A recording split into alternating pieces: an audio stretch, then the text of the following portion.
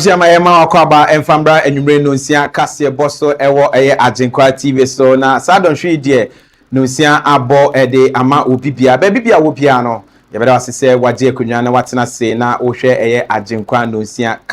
Kasiebo yi nia ebedi mu akotene ebi enie mayenkopie mu ewo mrahye bedwafia ene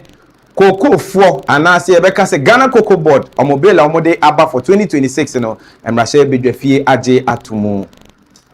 Koko nkoda wo moko excursion mo san omochi aba fie no makwa akonya kwenhia e won kramante mo de mo nchire mo ebebre sanso ene yebeka kopie mu ewo Gomua West Captain Kwadwo Smart ena watutu bi ede amane DC ya owo ne impotemu hono yede emunchire mu ba besomo Edio 1 Alex Kinati akasa afa lajo bridge won smuchire mo mede bebere sanso ene yebeka kopie mu ewo domana eho ena omahene ewo hono so wono so ede ensembi atudwa wose investors a omo adwenepa ede ma doma ahinkrokro no ono so ewo ne omapa ede ma omo Ghana mampani akasa from mashebedwafo nche bia no omo de biamuhyan ekonya akwanhia wonsembi abambonte mede munchire mo ebebere Abisia wei ene ensembia eka we ho ni nyina no se ebebo no nson se yede Kasiebo nyina beba na wieye no ewo se oti ase se yebetwa ezuofrawo akwakopie obi manso na yede obi manso ensem so ababesomo sanso ene yebekọ edwaso akwhwe edwaso ensem eno ono enso hada sanso yede enije Kasiebo sanso ene agudie mu nsem ni nyina no ye ka ni nyina abomu ede ama wo se enwumre no nsia Kasiebo se no nson bebo no yede ni nyina ebeba na wieye no ti ase se Kasiebo yi adwumakuo ene de biara da no edom anampanifo ekuku dam woni omoso yasene ma yetumi de Kasiebo yi ede brewo no asumdwe ntontom som kofa bai nyame somafo yaw ena ebo wopunu mu a ene aba beto montene se nyame yadoma china on the first yada nyame yadoma ye nyina ye kopie mu ewo kasoa eho ena ye frɛ no evangelism akɛseɛ pa ye bodewuro ede akyerɛ edom ene timamufo a ewo kasoa ne nimpotamu nyina se nyame somafo yaw frɛ ye nyina se ye nyina ye mbra yenia ohawda yeso kodanda da yeso apinisie die yade biara atiatese egu yeso ma yeje ye ho a enge no nyame somafo ya se ye mbodewuro no emfre ye nyina ne ye nyina ye mehia na obehwe ye nyina mako ohaw bi eda osu bia no ode ne sa beto so ayi ne nyina efre so enti nyame yadoma the evangelism team epiemo ewo kasoa nyame yadoma echina bomoden se wo so wode wo ho ebehye dwumadie ne mu bi na obetumi afre empanifo ewo 0543 466 275 0543 466 275 wey any number ofra one nyame somafo ya betumi atwetwe nkomo na nia ehia ubia no watumi akatre no wahwemu ade amao sanso ene ye katre se asumdwe ntontom som school Ghana empanifo se an school fo ne de omama kwan de nenso omada so ebie wo mopono ede ato ho ede amao se wo betumi ede wo ba no aba abepe admission e wo bra school no e wo ahomegye mu sisi a se de be ya ye bie school a enkoye ahopepre so na onsu wetumi de oba no ababie bomodin ase obefre empanifo ewo 0243 444864 0243 444864 enumo no ye chia wo mo nya adaje atena se ehwe yenkuma se ene ne potamu nyina na ye chiechia obibia na Kasiebo yi yene a ye gina mu akenkan ni nyina ede ama wo se akenkan fo de ma enwure no nsia Kasiebo wa Agyenkwa TV so no me wode hieba Chicky Mintah sapon mene gifty Adwoa Chicky ata abusua jebre mayentwa ye ho ye ba ye de Kasiebo no enchiremu nyina beba besom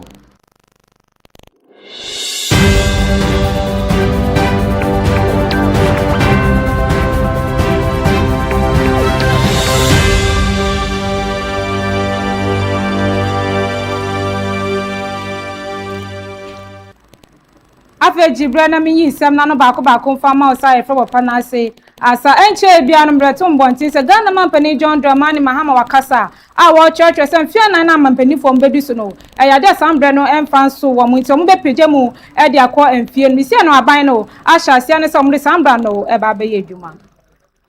Ghana band and summer to ja edge say or man penny in Russia bedroom mubra or mudin in fear nine a yade is an intimate in fear back on Ebeka home na ye in fear numnetimi Adwoa ama I know to me a tumpon aquanim running at an swap for Dr. Dominic Ayim and a dear same way a tuja a wakra. The government has accepted a recommendation to extend the term of office of the president from 4 years to 5 years, with a term of parliament extended to correspond with this. A 5-year term provides a more realistic time frame for the formulation, implementation, and assessment of government policy. A citizen of Ghana by birth who holds the citizenship of another country will no longer be barred from contesting for election to parliament only on account of his or her dual citizenship, and will not be required to renounce the other citizenship. The current disqualification sits uneasily with our engagement with the diaspora and with the realities of modern citizenship. Kasiebo no so fama wa ye da so ejina eye mrashe bedwa ensensem a wodi ato na eno mu na ye kwakopie mu ewo eye ekuo bi a no so abepie mu wo oman yi mu a ye from eye Ghanaians for Progress. Ghanaians for Progress. Na Ghanaians for Progress ifo yi womu nsem a modi abeto emontene enyina no efa eye omampani John Dramani Mahama se wo betumi asan atoa ne nyuma so se wo bɔ modern papa wo asem ba ko modi tu dwane se omampani John Dramani Mahama ebetena eye edwaso no omahu se eye sikasem Ghana ye sikasem pa no akoye papa enu tini ebeye omode pa se anko betumi atoa ne twumedie so eno so no ni nyina mu no se afi 2028 akiye to abana nanka eye reviewer ekoso omampani akasa enyitum no nsan enyina ne ento so aba. Gentlemen, we welcome you all, the press. Good day, friends from the press and the people of Ghana. Ghanaian for Progress welcome you all. We stand here today to talk about the future of our great nation. Our country needs strong and steady leadership to grow. We gather here in this sacred venue, that's the Nat Hall, not for our usual unorthodox Islamic prayer, but to address a matter of critical national importance concerning the future, the stability, economic recovery, the developmental trajectory of our great nation, which we consider a worship. We stand at a crucial crossroad where the choice we make today will shape our joint path for decades to come. Over the past 1 year and 8 months, under the visionary and steady leadership of President John Dramani Mahama, we have witnessed a deliberate and determined effort to reset our economy, stabilize our national currency, and restore investor confidence, as our finance minister recently said. The path of recovery is never easy, but the foundation being laid demands steady hands to complete. And these are our imperative of extension and reforms. We know the immense public discourse and the legal and constitutional debate currently active across the country regarding presidential term limits, as we've witnessed in our media, social media, and other platforms. While we deeply respect the foundational laws of our republic, we firmly believe that the supreme law exists to serve the ultimate welfare and survival of the people. When a leader demonstrates exceptional capacity, as John Dramani has done, proving resilience and an unyielding commitment to fiscal discipline and national unity during times of profound crisis, the citizenry owes a moral duty to re-evaluate. So we are here to re-evaluate, as many have done. Rigid framework in favor of practical progress. A nation in the middle of vital economic and institutional reforms cannot afford an abrupt disruption in leadership momentum. This is our direct appeal to the President and the citizens of Ghana, and by extension, Asante-Mine. We therefore use this platform to officially and passionately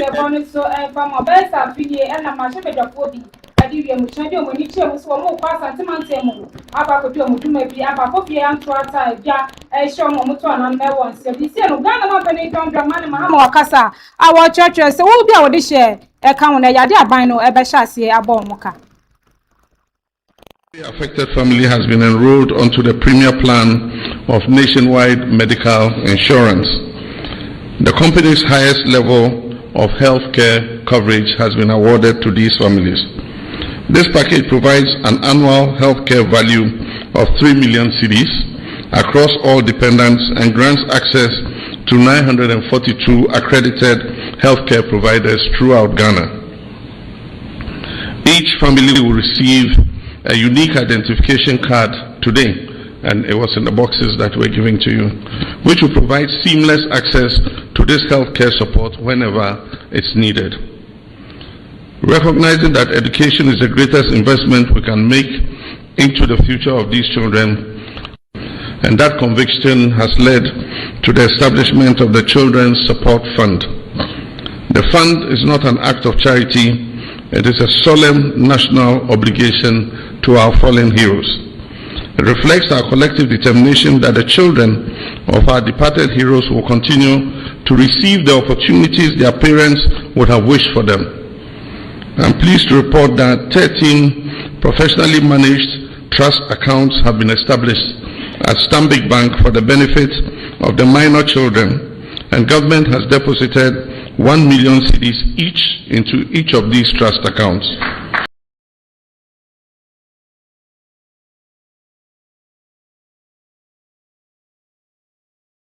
ahwe edisa dwumasuo yi amse Agyenkwa Kasiebo no so enkopiemu ewo eyemrahye bedwafie na eho na ensemi so akoso a ende aba beton montene se Ghana Cocoa Board eye omo de bill bi aba montene a eko ema Ghana Cocoa ekuafo na ni nyina 2026 bill aba montene ne mrahye bedwafie ene mrahye bedwamu fo nyinara age sa eye bill no atomu na eno na omo kire se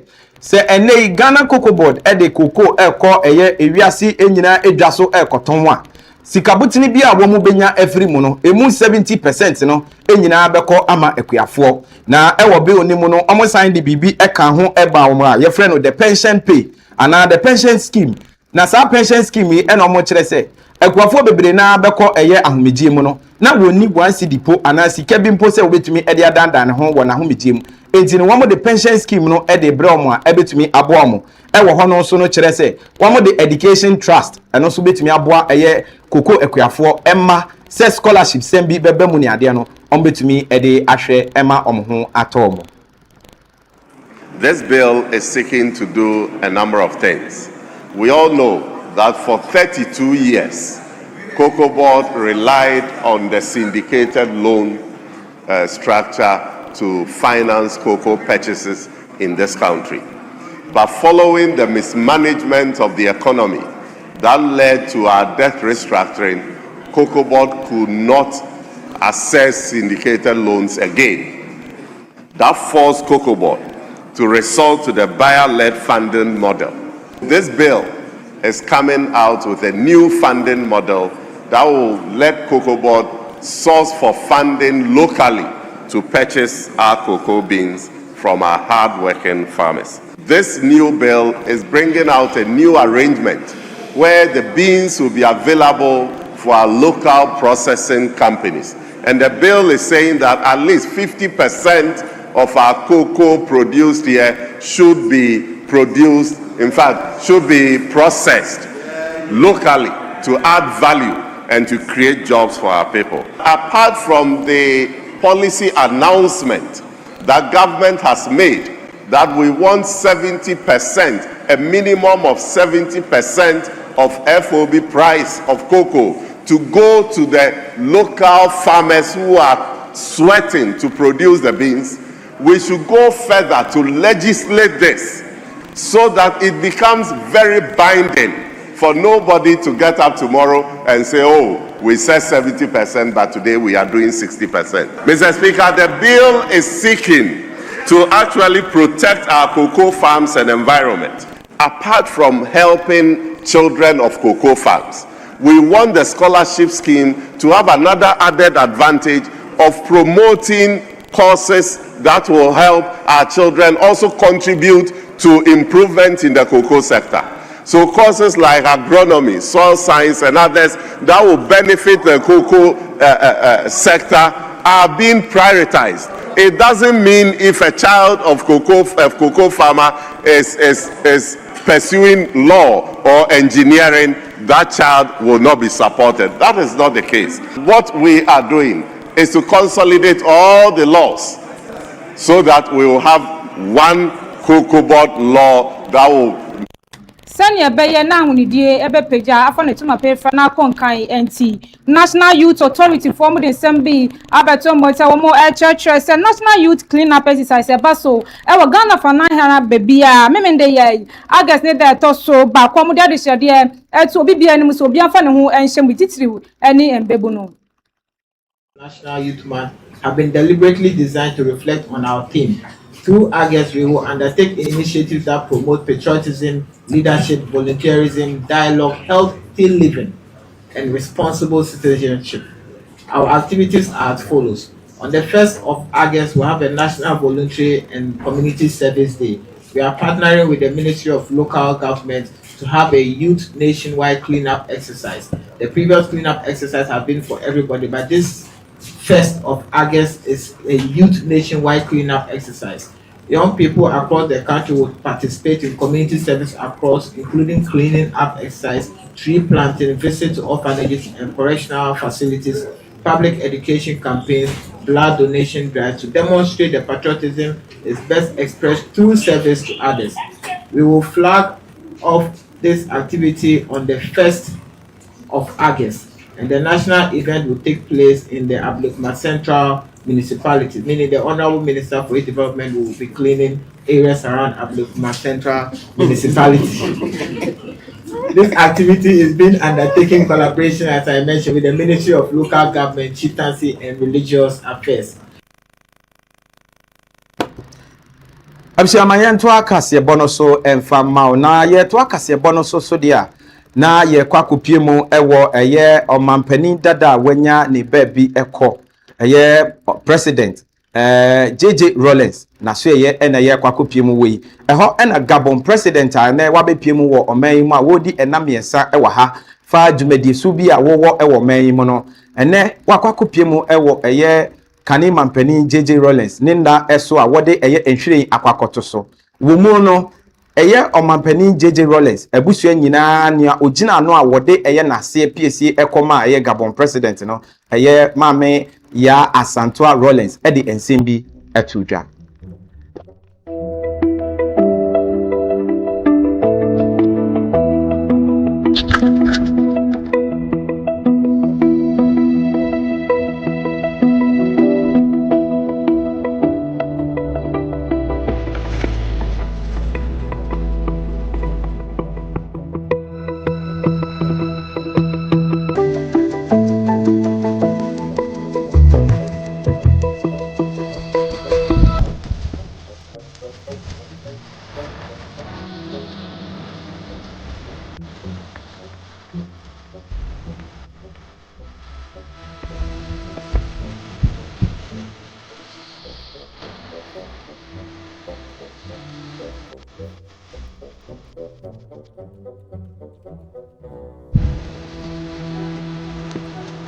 which are always one was government and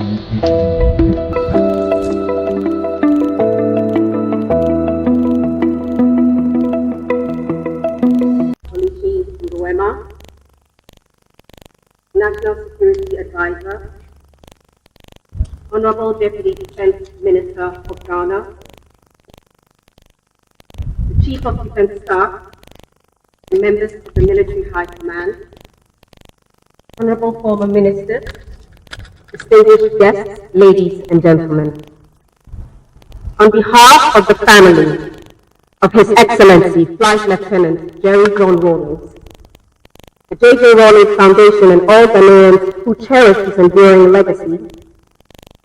I extend our deepest gratitude to His Excellency, President Priest Clotaire Oligi Nguema, for the profound honor of laying a wreath at the resting place of our father, our president, our leader, Flight Lieutenant Jerry John Rowling. This solemn gesture is a moving affirmation of the enduring camaraderie between the people of Ghana and Gabon. A friendship nurtured by President Jerry John Rawlings and the leaders of his generation.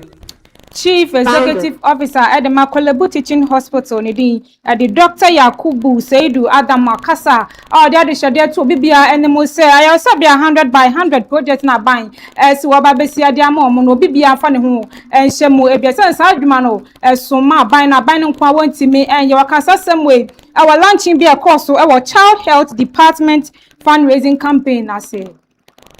Kwalebu Nshisheye IRS Abiano CEO Dr. Yakubu Seidu Adams afre Agyenkwa ahodo se womra na wommabua enipa a wo IRS Abiano eye Child Health Department no wo 10 million sikabua adwuma no mu se ohwehwe sasika yi ede aboa amanmofra wo IRS Abia ho nso etimi ena IRS Dr. Edituja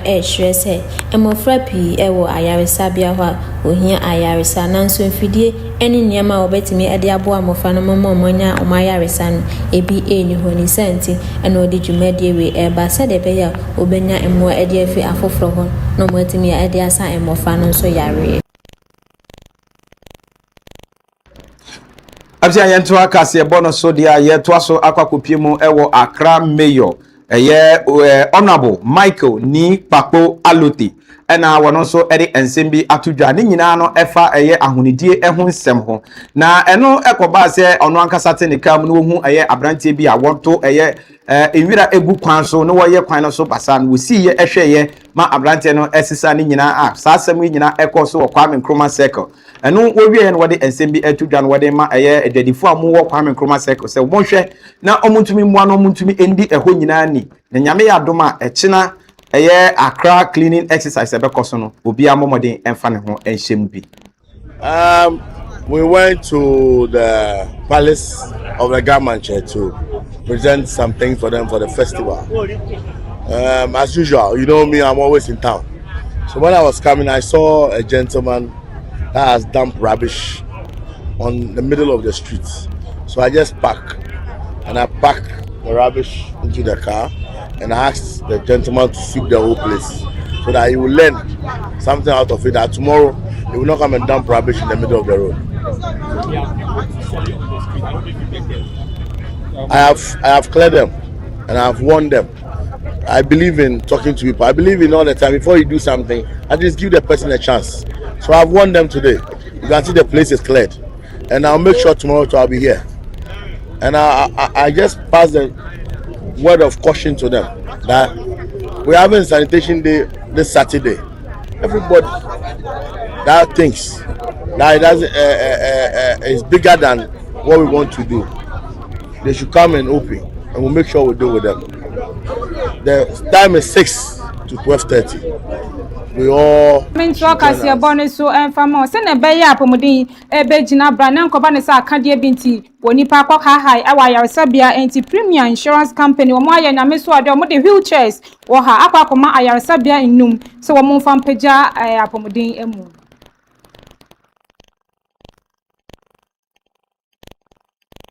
Premier Insurance Company no edi wheelchair nkonwa edi akwakoma ayaresabia kasiye numa ewo Ghana ha eye Kwalebu Teaching Hospital, Konfanoti Teaching Hospital, Rigid Hospital, 37 Military Hospital and Sunyani Government Hospital. Ayaresabia we mu nyina no enya wheelchair akonwa no ahanu hyiamu ene emu achede no ekosu ewo Kwalebu. Premier Insurance open power do man no asare ansa ene di adwumadi we ebaye ede eboa ama wona wo ayaresabia wohia mmoa no so omotimi anya mmoa no manya yares panyimfo a wo kwalebu no so e de aseda kese e de ma Premier Insurance Company no enam ayede omode ama omo chese omo ani so no mbaba omo homode anse omo betimi age ayarefo a omo wo ho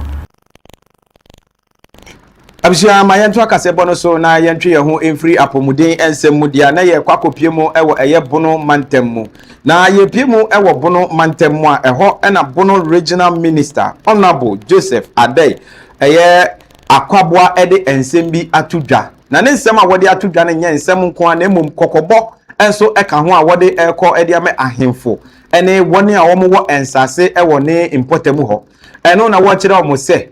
asemo wo ka kire o mu nyina ne se wo ye ohini o se wo ye asase wuro na wonnim na wo de wasase ema wobi e de ko manipa ne de ko ye galamse a se emra ne so sa nipa ne epa echi a mane enye wadwen se nipa ne ko a ena emra ne ni bedi na so wo so a wo de asase ne maaye no wo so emra ene wo bedi na sedia etie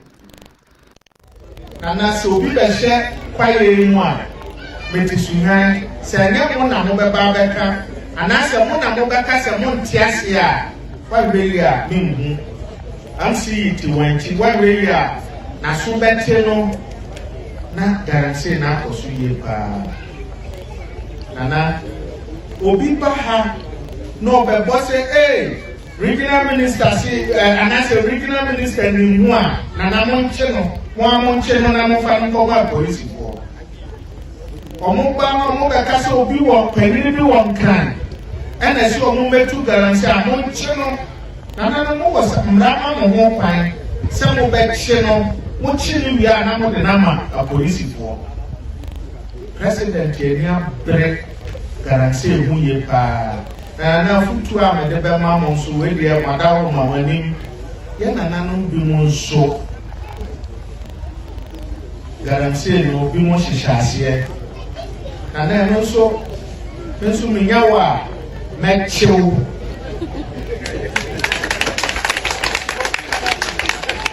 na na sabi ame me ye garantie aba no be che me e de ma komra kanso no na se mo so mo bi mo e ye garantie a menyawa mechew na Omo peka le tono na me bi wasi wona frama no bo na won tuma no e kaka wani sa na mamu so Kasiebo ne so enfama we ayare wo se ma school fo nkoda wo mokọ excursion mo san o machi abafia akonya kwenhia e wo Zowulu Accra mo kwantempo no so nipa du eprepre mo odin ye pa dwom akopie mu e wo 37 military hospital wo mo gi ayare ba ko bia kan wo ne de ne mo ayedin adi na akopie mu e wo ICU a police for ayare sabia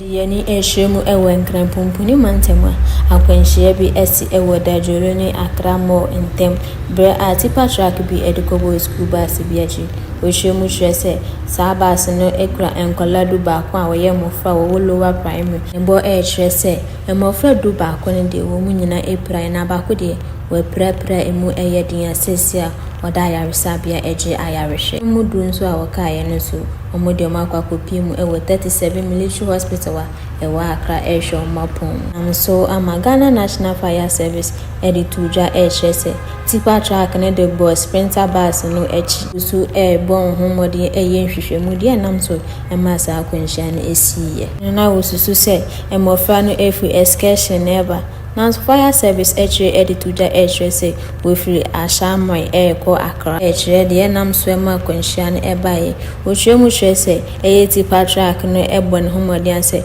we overtake and nam so ode kobo Abusua ma yento Kasiebo no so na ni nyina mu no yema ye abusua enetimamufo Ghana ye nyina yema ye ho hyeden awo ensembise ho yento Kasiebo no so na yeto Kasiebo no so dia na yenkopie mu ewo eye Gomua West na Gomua West na eye Captain Kwadwo Smart na watutu bi ediama eye DC ya owo eye Gomua West Honorable Alhaji Muhammad Kasim na Captain Smart nsema wode mani nyina sansem we nyina akoso anobe ewo eye onua morning show so na wode sansem we nyina tudwa wo se hwe o mane 1 week pe on my DC in 1 week pe on fa drip machines na ewo ho no won fa nsiesie kwan a ewo importem ho enye sa wono Captain Smart eba be yesa adwumadie ni nyina na wanye nso a obetro letter tin e de akwa eye sector minister na the copy aka ho akwa chief of staff. Befia, I am giving DC Ogumwa West 1 week. Obin kan chala Agyenkwa Kasim. Me man 1 week pe. So our drip machines na nko kwan no so because you ntimi fa quota nko hosisi a abaya kire kwan do no obetimi aye. But the aka no esese ye the drip machine de ko ukoka ese ye ni diesel method diesel amamo. Me man 1 week. Some fa drip machines na nko akwan no so a. And this 1 week me am the machines be babaye. But answer na no Alaji, me throw letter officially. I report to our sector minister and the chief of staff. Troto. Remember 1 week. Just 1 week. But now watching back up. Drip machines now a CCC hono. A CCC ho. You find ya way. Agyenkwa Kasiebo so farmer public relation officer at the Ghana National Fire Service Edio 1 Alex Kinati Akasa our church and Sembimo sense brani adano to mekofo yene Kasiebo anka mantem na ma alajo bridge no asset as a death trap nti sie no nu ya no aban won ba ne homoden no beboa na sa bridge no woman engineer brand sense so kase esan to be me yade yene Kasiebo san ba o man mu ebiem. So this is AD1 Alex Kignati, your friendly fire officer. This is at the Alajo Bridge after the weeks of rainfall that we experienced. And as can be seen, the bridge is in a very dilapidated conditions. As can be seen, you know, this is how the bridge looks like. If I'm to zoom in, you'd see how bad it looks. The bridge is in a very bad condition. It's on the verge of, I'm not too sure if to say on the verge of collapse, but it's in a very dilapidated state, and it requires urgent attention because people still use this, and as can be seen, you can see visible cracks on the bridge. And it's very slanted. It's very slanted and can pose a very serious. It's a ticking time bomb which requires attention. So the assemblies responsible, I'd implore on them to take a look at it, because looking at the kind of damage I'm looking at, if we should experience any such Agyenkwa Kasiebo no so farmer na ni nyina mu ne ye kan a kire we se Kasiebo etwagu ewo abefo tentan kese no so a won so obetumi akoso bi na wahwe eye Kasiebo nyina na ne nyina etwagu ewo eye YouTube no so a edi no eye Agyenkwa TV official me hyewa okwa na wa subscribe e de amame wa like na wa share putu share no fato wo mame uwi a comment no ma no so enda ho a me gina ha de ye nyina ya ready say Adwoa bekenkan ama na me so makenkan ni nyina e de ama yentoa Kasiebo no so emfa ma de na ye toa so akwakopiemu ewo eye doma ahenkro na ye piemu ewo doma ahenkro man hene ene wode ensembi atudwa na nidwa ensema wode atudwa nyina e kire se any investor biara ana investor biara wo interest se wo behwe ma doma ahenkro kro bia ni nyina ebetumi atumpon akọ nanim no se obabe investment papa bi pa ewo de kro mu ho ne de ono ewo asase a wo de be masa investor for free se wo be ye ka ho adwuma ana se wo be ye ade bia ebetumi ama eye kro no atumpon no why ready so be ma wasase free a won so wo de be ye eye dwumadie no adwuma nyina ne fapem o ye kai o ye tricycle o ye moto enti adehye na be pese be tono kai ma hu se binum ahyase a oba na me boba no ba se obi a opese ode ka eba doma ahinkuru ese ana se doma manu nge ba bia no se ohia asase a ma yasonte Ekoba se asase ne kura ye de chow se be ya adwuma no ebe koso aye de be ma se be ya car tono no ebe koso se ye to car no ne motorcycle ne ye keka ho tricycle ne keka ho a eno na ebe ma adwuma registration aye de akoso na nipa so enya adwuma aye Abrasi Agyenkwa Kasiebo no so emfa ma na asem no eye ni gisem papa ene investors e wo ba bia mo nyina muntu na mo mbra ne nkodoma ho de benya asase free ye to aso de ye da so agina ahemfo ensem so na ye tufa freedom ade aba bepie mu ewo eye epuye mantem mu eastern region eho na ye de kwakopie mu wo Akuapem mountains no so eho na wo si ade yo nana Kwasi Akufu a wotoso miensa wono so ede ensem bi atodwa wo kire se enkranfo ebi etenensa aseso a kamya koye se wono wo hye emra se ene ya bande se eye dede yo nyina mane nkoso a sa enkranfo etenensa aseso no wo mo mpese wo mo de sa ensem no ebe ye adwuma enu mu no ema wo de ensem bi atodwa wo kire se mu wo mo amu kurom ye nkran asase so a anka mudu ye frene se ne ye ka no adumba na anka mo de be ye adwuma se ono so butu adaya muntie no na mumfa ne mra enye adwuma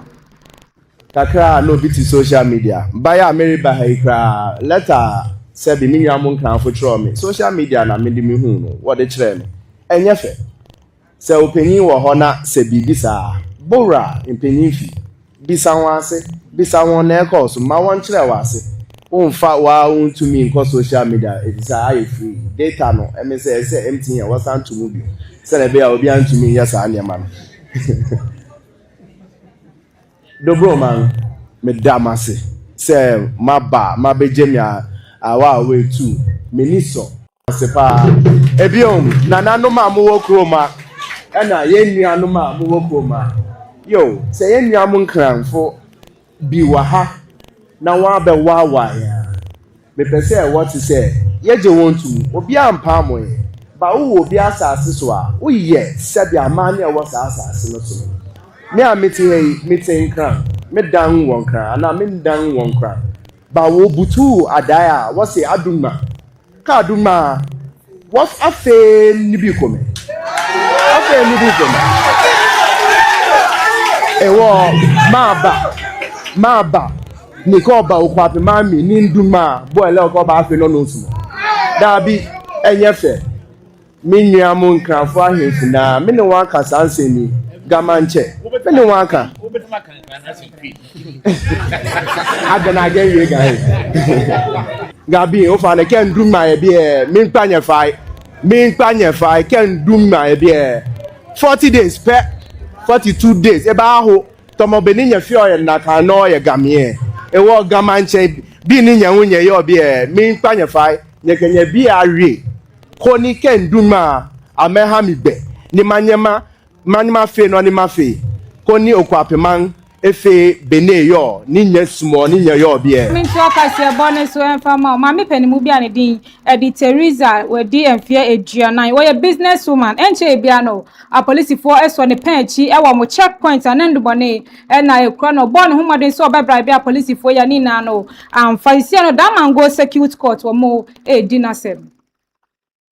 Yeni echirem ewo bandan nkwanta obabi aye frene Teresa a wedding fisher no eduonan a police for akwakoso ne pechi ni nyina eni se obane homodian se odi sika sidin empem ahansa ebe dada a police for brom kwadwa no ewo police checkpoint emra no odi India heb eye ndruboni ni bi edi dwuma no police for edi tuja echire se embra omoye omudwuma ewo bandan nkwanta checkpoint no enomu eniema ene India heb a woni niema mna mu bisa no ojitu mu e kanse ode e kwa komani nuabema e wotachima emna a police for ene ne kasa no eno ye na adwen so anka odisika e dada a police for na anka motwa asem no so no odi ndubone no akọ eno na nam so a police for e de no kopie mu e wasem ni mi ana asem ni bia no e ka se wotu asem no ahyeda ene nti omonsan emfa ne mber e wo August post mu de to so dumienu wa afempiemienu ni aduonu nsia mango security court e ka se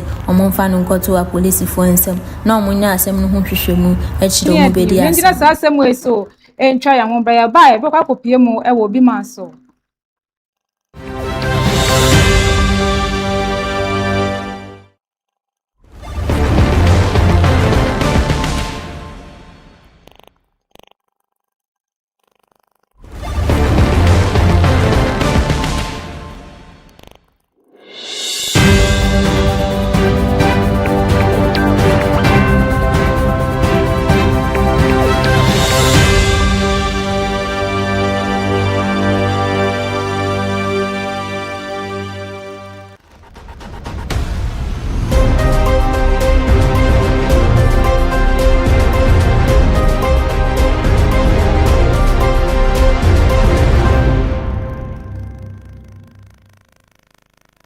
oje brema ye twa ye ho eba ye manfa nkopie mu e wo bi man so samtro ne bi o ye adwuma e wo US talk show so ni din e di Oprah Winfrey maame no or girl school bi e won mo launching was South Africa based and fear ejono and you see oba beje mu kwakra e di ama South African ya ban ne sense wo kire se ayanhyehyɛ ya wone no ekoye na mbre no enya edu. Oprah Winfrey is officially closing her Leadership Academy for Girls in South Africa after almost 20 years. The former talk show host announcing July 29th that the boarding school for girls grades 8 through 12 will conclude its final academic year in 2027, at which point the campus will be handed over to the Gauteng Department of Education as part of the original partnership agreement. In a statement, Oprah explains how her vision for expanding access to education for girls across South Africa will continue, stating, "That mission doesn't end with one campus. It continues in every girl whose future can be transformed through education. I'm excited that this next chapter will allow us to reach even more young women across South Africa." The multi-Emmy Award winner shifting focus to an expanded scholarship program, which a representative for Oprah told People magazine will, quote, "double the amount of girls who will have access to education through this model." The rep also asserting that students who have not graduated by the time the school ceases operations will be transferred to comparable institutions, with Oprah continuing to finance their education. And Adwoa, mami, what is an soon tido? Agyenkwa Kasiebo no so eni yentu emfemfiri South Africa. Ni yetu fa de free South Africa de ane yenkokompie mu ewo eye Liberia. Eho ena no bone ho ensem bi so akoso a. Ni nyina no ekoso eye Liberia's joint security ena eye security fu ewo ho nyina aka mo ho abomu a we de womo ache eye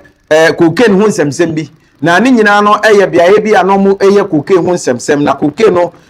se ye kan nyina abomu dia eye sector no ye mienu enti no ye kan nyina abomu no ye kan wo sika mu dia na ye $336 million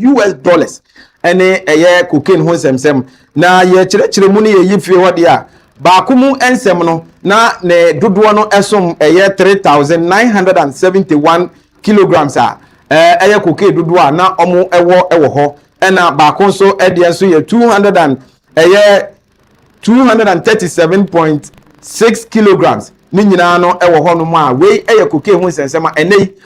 security for ede omonsa atoso omase a said ya wani gusu a wo hwe no omo say ni nyina ensan enko eye timemfo eho ebiem.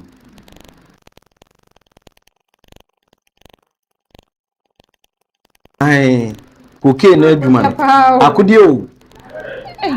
akudie papa enti we na omotwen ai se ne ombende ni nyina se wati ase abisha ma ye nyina we so ma ye ntwa ye ho ye ba ya ka chire bia ye be source.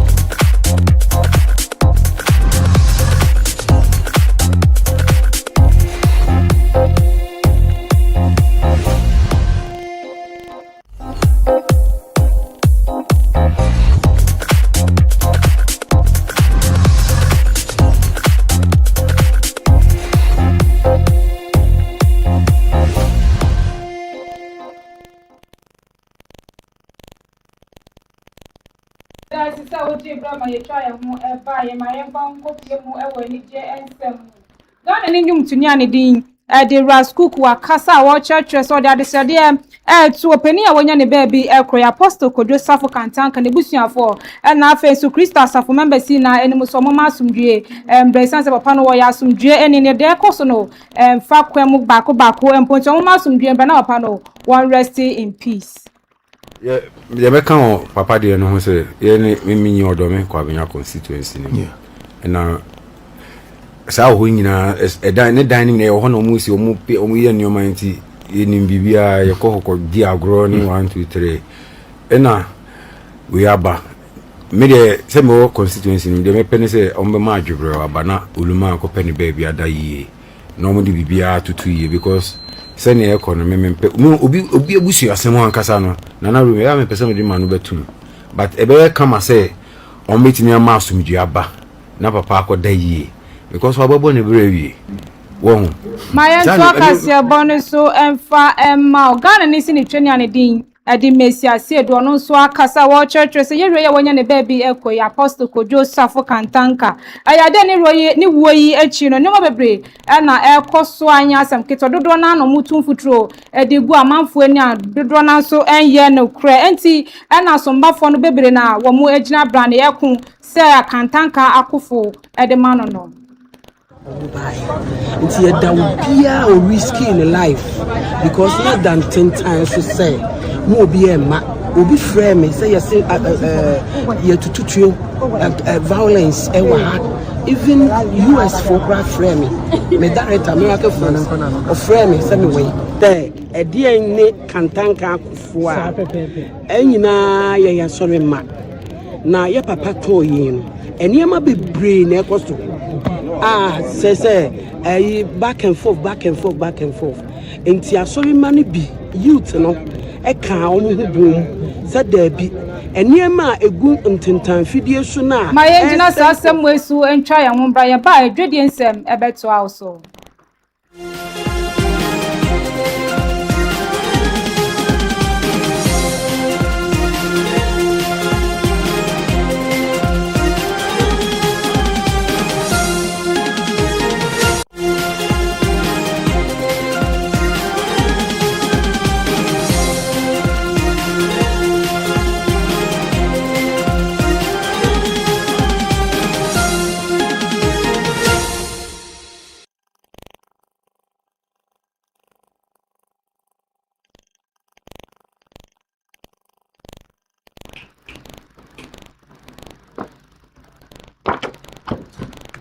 Abisha beda asese wojebre edemaye na yetwa Kasiebo no so edi amao yempie mu ewo edwadie mu ensem so dia na yekopie mu ewo eye the Bank of Ghana eho ena governor oda eye Bank of Ghana no eye Dr. Johnson Siama edi ensem bi atudwa wo kire se Ghana ye pension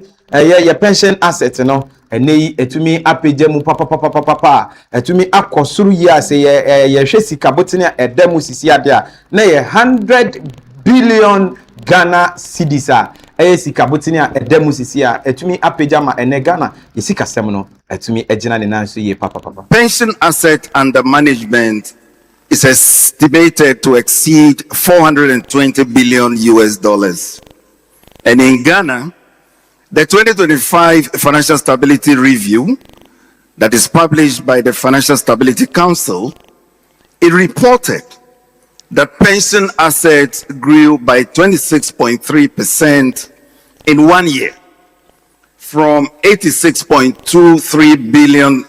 cedis in 2024 to a little over 100 billion in 2025. And that the pensions industry accounted for 16.8% of Ghana's financial sector assets. At that scale, abisia mayentwa ensem no so da so gina eye adwadie mu nsem no na eno so ena nanu ya na beto Montana eye mid-year budget review no ekoso a eye minister for eye finance no so ede ensem bi betu dwa eno mu ni nyina no wode ensem ni nyina tu dwa wie no ene wode aba beto Montana se afi eye ba be wura mu eye afi 2027 no wo bepa eye dwumesuo bi eho entoma ye be frɛ no the new economy. Say to everyone out there that we've come far. You've sacrificed. We have all sacrificed. We need to protect the gains we have made and use that as the platform to take off. We've paid the price for stabilization. It wasn't only paid by government. You did. Everyone else played a role. Now we've gotten to a stage that we can build on. the 2027 budget. Sia yebegina eye ensem yi so na yetwa ye ho ye ba ye de agudie mu nsem ebeto aso.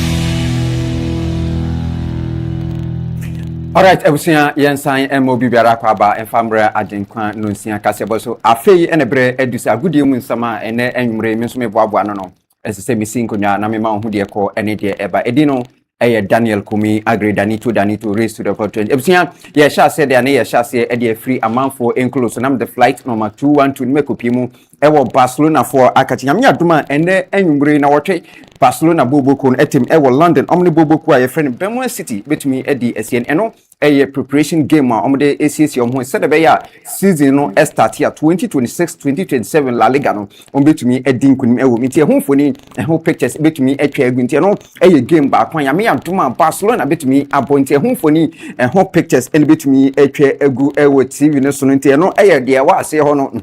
nti no eye said no man esi etie and me so me breaking it down edi amount me da so ejina Barcelona enho ensensem their former player edema Barcelona aya brand your friend name currently otemi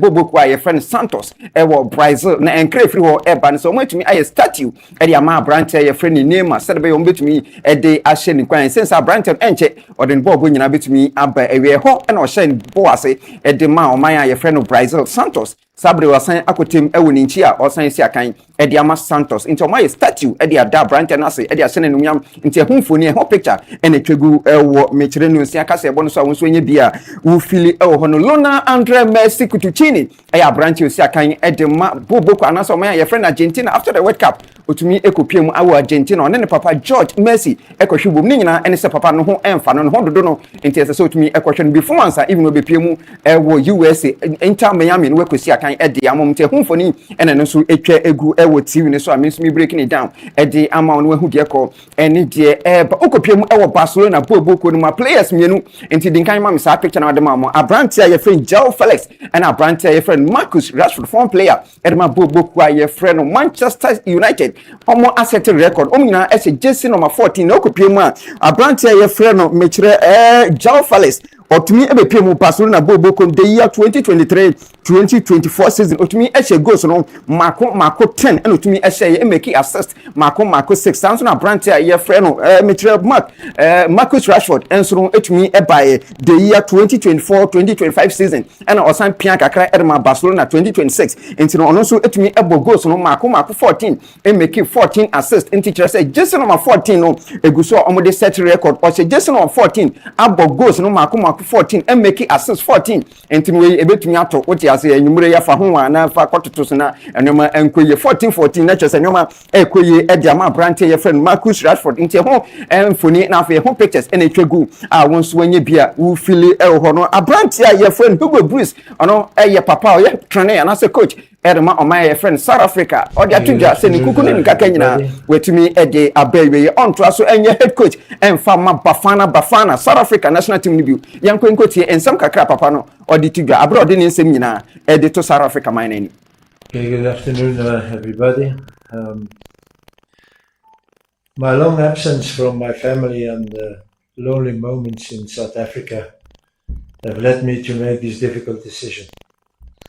Qualifying for the World Cup 40 years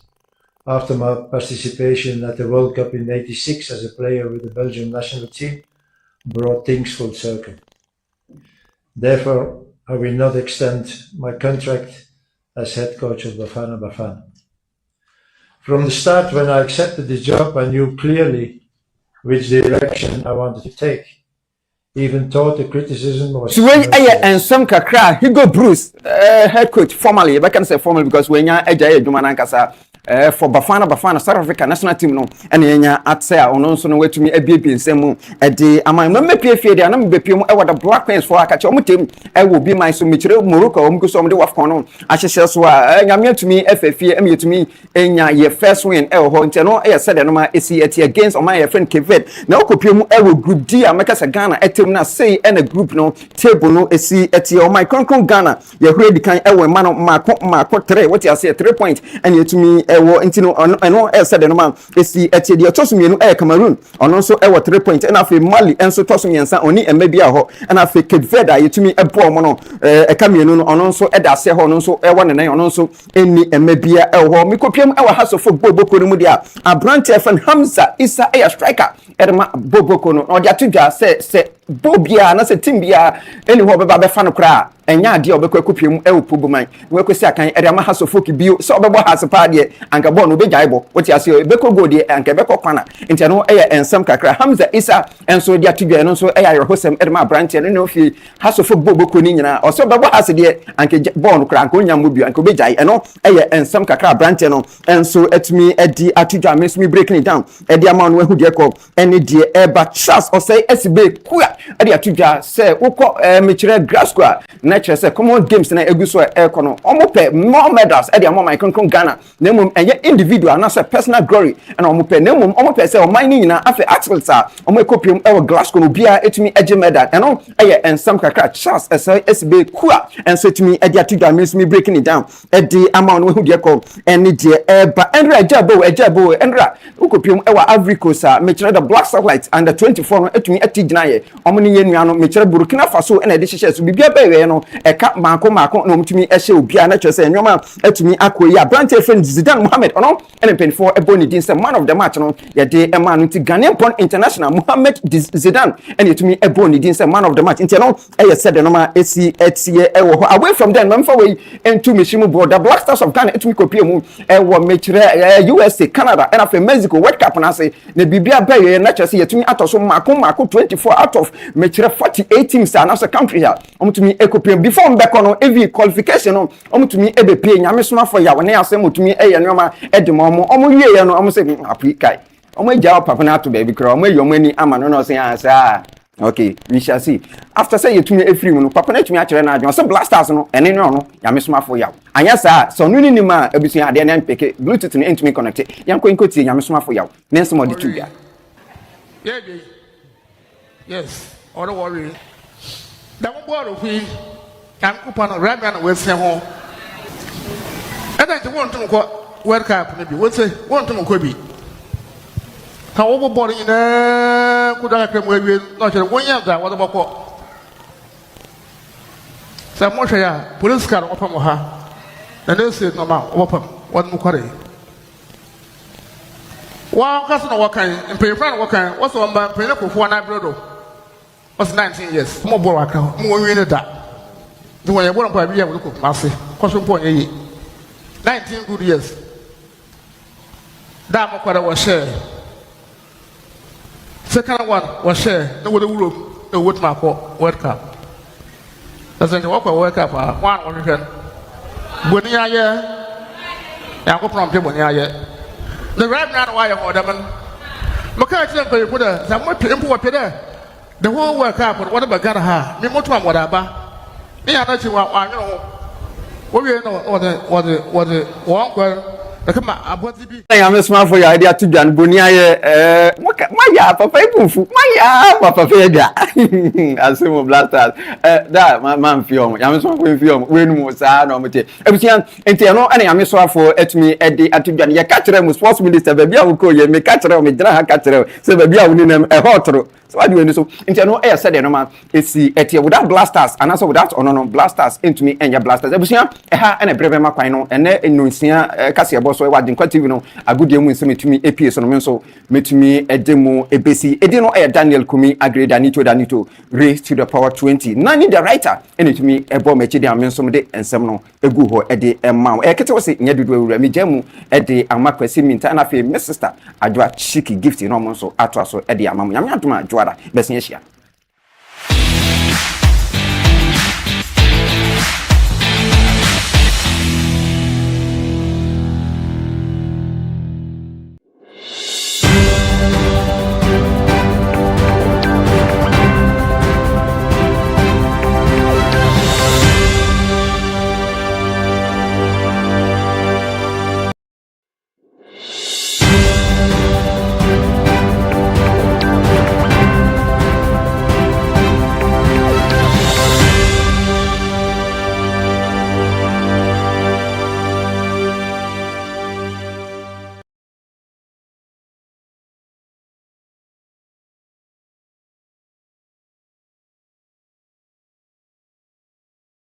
Absia ye na se na ye gina eye agudie mu nsemi so na ye mfa Kasiebo ni nyina embra na wiye na Kasiebo no nea edi mu akotene ebinie na ye kopie mu ewo eye mrahye bedwafia ene Ghana Cocoa Board bela omode aba montene no ene yaje atum Azukufo nkwada wo monkan bi nhye mu a wo mo fi discussion eba mo konya kwanhia no wote no Kasiebo yi emo Sanso ene ye de kopie mu ewo eye Gabon president a ono nso abepie mu wo mayi mu ne na miensa twumati no ene wode kopie mu ewo eye kane mampani JJ Rollins ne naso a wode eye nhwire yi ekoto so clean up exercise eba so yamebo a ochina no wote no Kasiebo yi emo sa enso ena yede ye kopie mu ewo eye doma ma hene se investor biara owo nimdie pa ene eye tema edema eye doma no oba owo nsase a ode be ma ne free adehia wo monkrofo so anan me wonsia do ewo wiemhyan ya wo mo ekohye ye no so wote no Kasiebo yi emo we ene ne keka ho bebre ya keka ne nyina bomu se enwumre no nsia Kasiebo yare ne nyina ebesom eye yahwefo ene yadofo a montena se enyamre dane da edehwe eye enwumre no nsia Kasiebo na Kasiebo no depia da ne yeka se okronkron ni nyame somafo yaw ene enwumre wo bo punu mu aka kire se eye afei conference no nia etoso mienu no baso eye August 20th ya Bomodin se wonso ubetumi etu anamo na wetumi aba conference ni bi o se ohaw kodanda apinisie yade o nia tete wu bia no wo ba ubetumi enya ano pomasibre ni nyina ede amaw enti bomodin se wonso ubetumi ababi ubetumi afra nyame somafo yaw ewo eye number yiso 0543 466 275 0543 466 275 bomodi hasa obefre nyame soma for yaw na woni no atwetwe enkomo ni nyina no kire se nyame yadoma ekina so dwumadie bi ekoso ewo kaso a ye nyina no ye kwakopie mu ewo kaso a enti bomodi se wo so wode wo ho behye mu bi asomdwe ntontom som school Ghana empanifo se omo bi omo pono bomodi hasa wo so ubetumi afre omo na woni omo atwetwe enkomo na wonya eye bia bi e de ama oba no ewo school esemu ye ka kire se Kasiebo nia edimu akotene ne de yede ama wodada na ye ayekenkan se akenkan for de Kasiebo ni nyina ede ma wo no eye me wode hyeba Chicky Mintah sapon mene gifty Adwoa Chicky yede enchia kese enso emfa enkoma eye ye maame bi ewo eye takwa wo hwe ye yichia wo pa sanso na kumasefo enso eguso a omo ehwe ye Adwoa eni ye maame moni hwa adehye emi nti obekati nti na ma bi